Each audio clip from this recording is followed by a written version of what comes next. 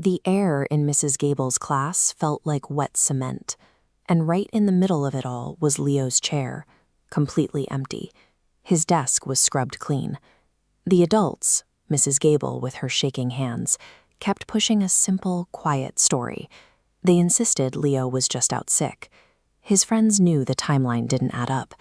Just the day before, Leo had been obsessed with a dare, a rumor about something very deep inside the condemned West Wing, called the Red Locker. The adults' insistence on the out sick story felt less like a fact and more like a distraction.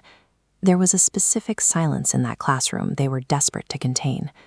Stepping past the boundaries, a rusted chain gave way with a screech, opening up a part of Northwood High that had been abandoned for years. The atmosphere immediately shifted in the dark corridor. The hallway smelled like decaying paper, mixed with a sharp, cold, metallic scent. Tucked behind a shattered desk was a worn-out baseball cap. Leo's favorite hat. It was covered in a thick layer of dust, as if it had been sitting there for days. Finding that cap in the heavy dust made the school's official story impossible. Leo hadn't been home in bed. He'd been right here, in the West Wing. At the absolute end of the pitch-black corridor stood a single locker, deep, rust-red, completely isolated from anything else. It defied logic. The paint was peeling back to reveal strange carved symbols, and a sweet, rotting smell bled out from behind the metal door. Inside, the space was almost entirely empty. There was only an etched marking on the back wall, and tucked in the corner, a tiny, incredibly old carved wooden bird.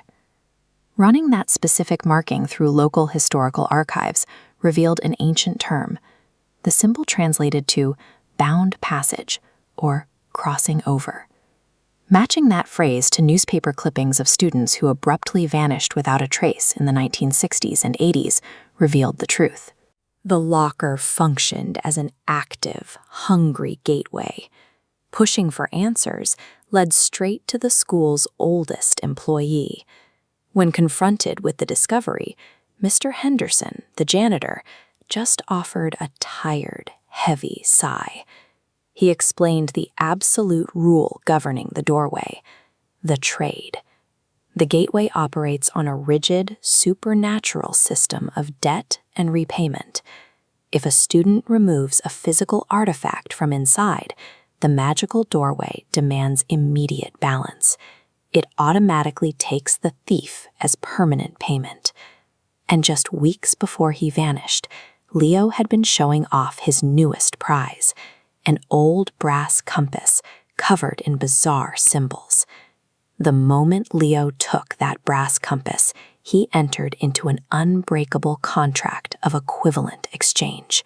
He had claimed his prize, and the locker was ready to collect. Any hope of going back was cut short. The entrance was destroyed, replaced by a heavy steel plate welded permanently into the frame. Overseeing the new wall were Principal Davies and Mr. Harrison, the history teacher. They were actively sealing the supernatural gateway away. Digging into a 1968 yearbook uncovered a picture of a previous missing student holding that exact same wooden bird. And standing right behind him in the background was a young, unsmiling Mr. Harrison. The school administration acted as desperate guardians, trapped in a cycle of hiding an indestructible, interdimensional door to protect the rest of the student body. Leo isn't dead. He is permanently lost, walking a path dictated entirely by the brass compass he stole from the dark. The gateway is still there. Late at night, you can hear a quiet, cold hum vibrating behind the freshly painted steel wall. It stands as a physical reminder that unchecked curiosity carries an irreversible price. The Red Locker continues to wait in the dark, hungry for the next trade. If you discovered a door that offered you the unknown, but demanded a piece of you in return, what would you be willing to trade?